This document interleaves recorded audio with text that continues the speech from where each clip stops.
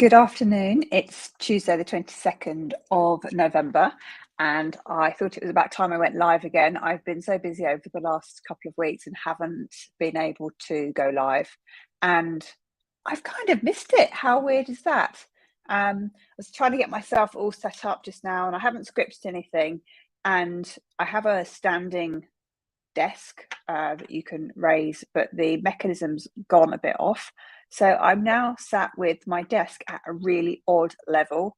So just have to go with that, I guess. And I'll deal with it after this.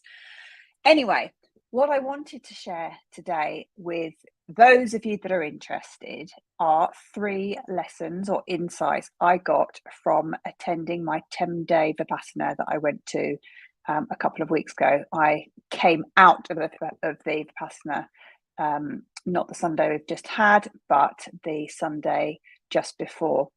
And I have to say, it was an absolutely fascinating experience and something that for everybody that is willing and able to try it, I think it's definitely something that's really, really worth doing. But I don't want to go into all of the details. I did do a Q&A session last week. So if you want to hear that, then just DM me and I'm very happy to send you a link, or you might find it on my YouTube page. So so 3 things that I learnt on my 10-day Vipassana. The first one was about being present. And that sounds like a really simple thing to say. Being present, what does that mean? What it means is that you're totally in the moment. You're not plagued by all of the things that have been happening in the past. You're not worrying about everything that you have done. And then you're not sitting there thinking about all of the things that might happen in the future. You're totally and utterly focused on what is happening in that moment in time. And my reflection is that it's very unusual in life that we find ourselves in that position, because we are so busy running from one task to the next that we never have time to properly stop and appreciate the beauty of a moment. And what was interesting about being on this 10-day Vipassana was that had I not been present and in the moment, I don't think I would have made it through the 10 days, because I could definitely see myself on day 2 thinking, gosh, these first 2 days have gone so slowly. How on earth am I going to manage to do another 8 days? And I think that would have put me in a mindset where it just would have been impossible to carry on. So what it forced me to do was to not focus on tomorrow, not even to focus on the end of the day, although at times I did do that. But the day was very timetabled, and it allowed me to focus continuously on what I was doing at that point in time, and maybe what I was going to be doing in the next hour. And when you do that all day, every day for 10 days, obviously excluding sleep times, it just is a really solid reminder that when we're present, it's really quiet. There are no concerns. Nothing else matters. And what it also shows you is that everything has its moment and everything passes. Any pain or discomfort that we feel, any thoughts, feelings, or emotions that we have are only temporary. They only last for a short period of time. And when you sit down and you're meditating and you're in a position, you know you are to sit there for the next hour and ideally not move. When you notice that tickle on the end of your nose or on your cheek, you just observe it and you don't try and brush it away. And then as you start to focus on other areas of your body, that tickle disappears. So everything changes, nothing is permanent, but being present allows us to see that. So that was the first lesson or insight that I had in the power of being present and the space that gives your mind to be free. The second lesson was about non-attachment. And this is something that I have heard a lot about. It's a precept for meditation and mindfulness in general. It's something that came up when I was studying mediation as well. It's something that runs all the way through anything that's like yoga.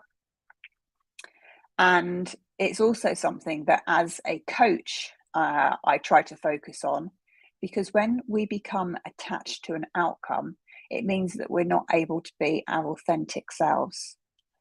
And what was really interesting in the whole technique that I was learning on the Vipassana is that you can have attachment to pleasant experiences and you can have attachment to unpleasant experiences. When you are attached to something pleasant happening and it doesn't happen, then we feel that we haven't achieved something and we feel disappointment, that dream or expectation hasn't been fulfilled, and it causes us, the word they use is misery. I'm not sure that I particularly like that word, but it does get the point across. So anything that is a positive, when we have a positive attachment to something, a desire that we want and it's not fulfilled, that can cause us upset.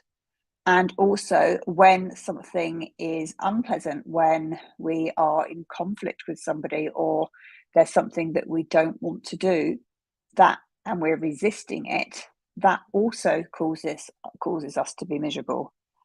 And it's really interesting when you start to become unattached to an outcome and you accept things for as they are in that moment through being present, and you accept that everything happens for a reason and that everything is going to change, then you don't need to be attached to anything.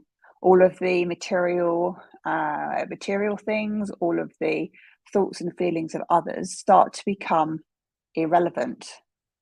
So the non-attachment was a really interesting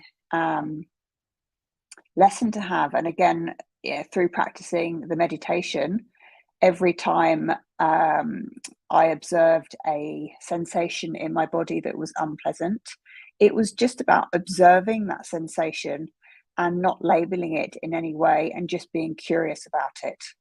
So imagine if we could go through life not being attached to the outcome of different things. Imagine how peaceful that would be and how much happier and fulfilled we would be. So that was my second learning. And the third was around deeply experiencing something.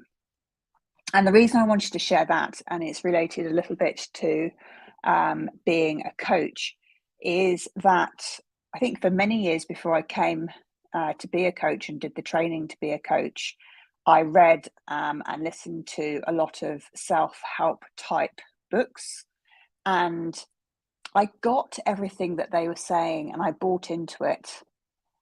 But what I now realize is how superficial that was, because you can have an understanding of something on an intellectual level, but unless you deeply experience being in that situation, you can't really convey to somebody properly and authentically what it is like. They have to be able to experience it for themselves. So the insight here is that I can tell you all I like. I can talk about how great the experience of doing a 10-day Vipassana was, but you can't really understand and appreciate it unless it's something that you've been through yourself. And what's then really interesting from a coaching perspective is, as a coach, we help our clients experience something, but we then hold them accountable to those to the choices that they're making, so that they can head on the journey that they want to head on. And it's that additional layer of accountability that the coach brings that helps us see results in our clients and for our clients.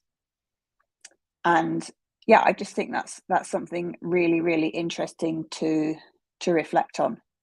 So that's three insights that I learned from my 10-day Vipassana. I hope they are thought-provoking for you. Just to recap them, They were about being present, about not being attached to any particular outcome, and also about the value of properly experiencing something. I hope you found that useful.